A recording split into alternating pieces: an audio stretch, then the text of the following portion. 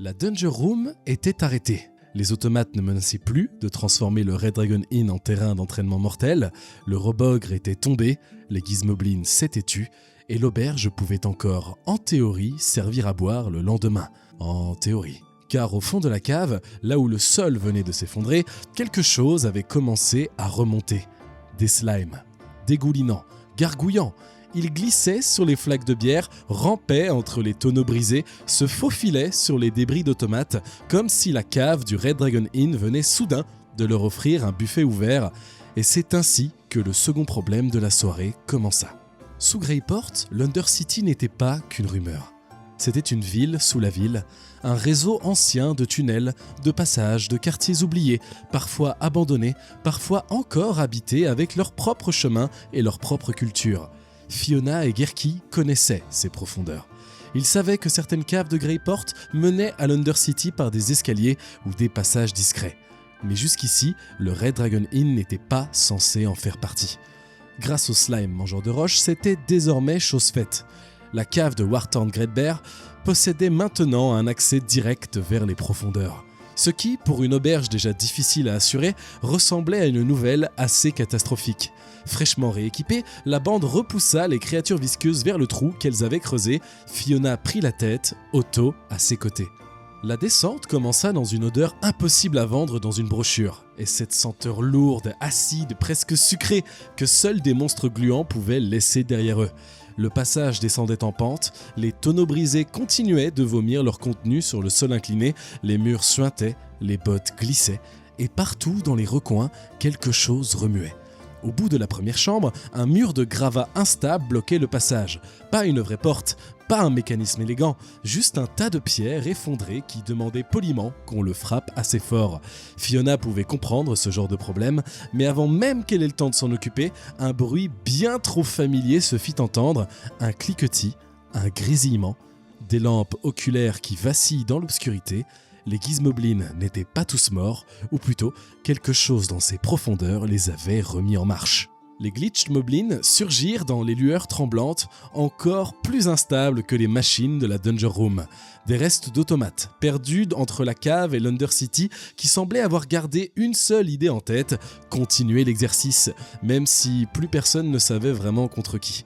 Et comme si cela ne suffisait pas, le sol bougea. Les slimes attaquaient aussi. Fiona avançait au milieu des flaques acides et Otto tirait depuis les angles. Les slimes ondulaient vers tout ce qui ressemblait à de la chair et les Glitchmoblins, fidèles à leur programmation cassée, tiraient parfois sur les mauvaises cibles.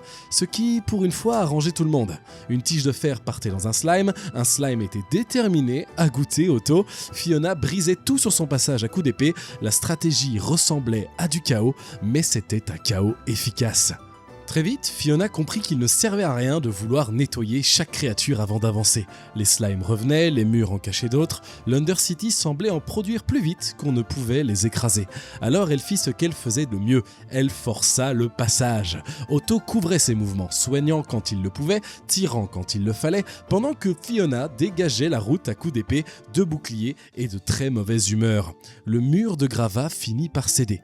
Toute la pièce trembla, des pierres roulèrent sur le sol, d'autres pans de parois s'effritèrent à leur tour, révélant de nouveaux slimes dissimulés dans la roche. L'Undercity ne se contentait pas d'être ouverte, elle semblait se défaire autour d'eux. Plus loin, le passage devint plus étroit, plus humide, plus pentu. À chaque pas, le bruit des bottes se mélangeait à des clapotements mous.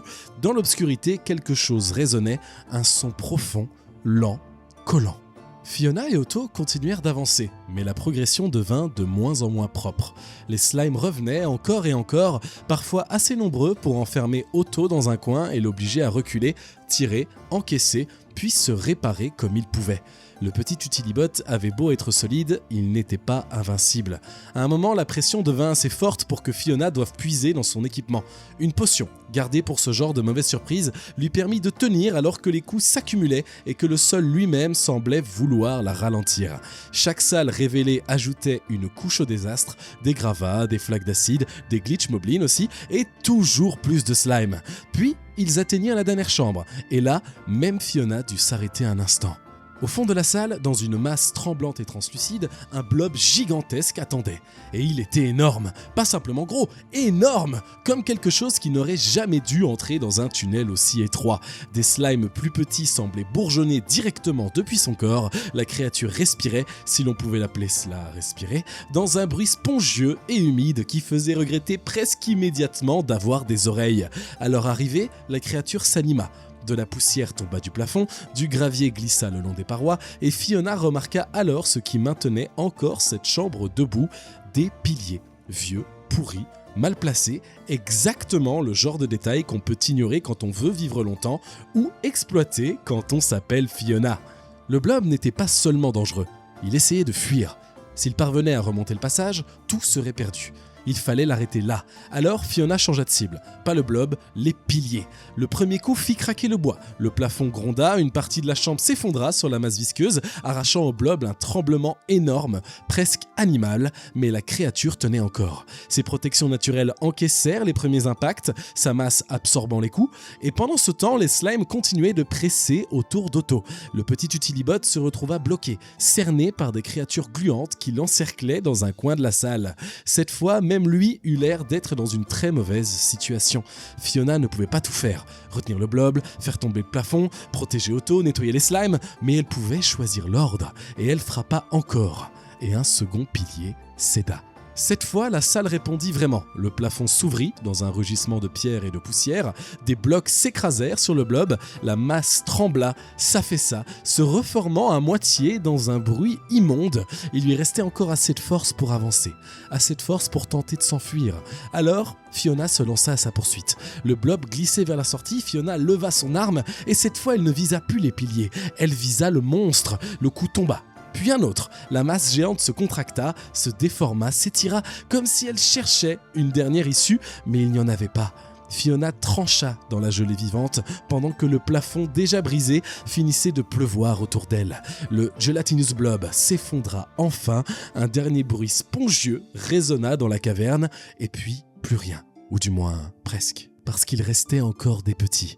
Et il restait Otto aussi. Le pauvre Otto, toujours coincé au milieu de cette mare de problèmes, devait encore survivre au dernier slime. Fiona revint vers lui, dégageant ce qui pouvait être dégagé, pendant que le petit Utilibot tirait encore, récupérait un peu d'énergie et prouvait une fois de plus qu'un compagnon mécanique peut avoir un sens du timing absolument essentiel.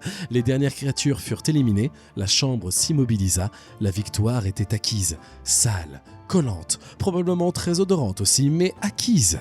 La grande bête visqueuse était morte, abattue par l'acier, la magie et quelques tonnes de pierres bien placées. Fiona, Otto et leurs compagnons pouvaient s'en réjouir, mais tous semblaient surtout très intéressés par l'idée de retourner au Red Dragon Inn pour un bain brûlant et des vêtements propres. Zot, lui, ne semblait pas vraiment écouter. Le magicien restait debout dans une flaque de reste visqueux, caressant sa barbe grise, le regard fixé sur l'endroit où l'énorme blob s'était effondré. Pookie reniflait l'air avec une expression profondément irritée, puis Zot se tourna vers Fiona et Gerki. Tous deux connaissaient l'Undercity. Alors il posa la question « Y avait-il beaucoup de slime ici-bas » Gerki répond qu'il y en avait quelques-uns. Fiona précisa qu'on les trouvait surtout dans les passages sombres, les zones abandonnées, là où ils mâchaient des toiles d'araignée, des choses mortes, de la saleté, rien qui ne puisse vraiment expliquer ce qu'ils venaient de traverser. Zot resta silencieux, Fiona tenta de le rassurer, ce n'était que des monstres, ils avaient déjà battu des monstres, et ils en battraient encore, ils étaient même plutôt doués pour ça. Mais Zot n'était pas convaincu. Il quitta la flaque de slime avec toute la dignité qu'il put rassembler et annonça qu'il devait rendre visite au Collégium, car il avait le mauvais pressentiment qu'il se passait sous Greyport quelque chose de bien plus important qu'une simple infestation isolée. Gerki comprit directement ce que cela voulait dire. Ce n'était donc pas une attaque de slime complètement aléatoire. Dans la cave du Red Dragon Inn, la Dungeon Room avait ouvert un trou. Fiona et Otto avaient repoussé ce qui en sortait, mais sous l'auberge, l'Undercity venait de révéler quelque chose de plus inquiétant. Quelque chose bougeait dans les profondeurs, et cette fois, même Zot avait peur de comprendre quoi.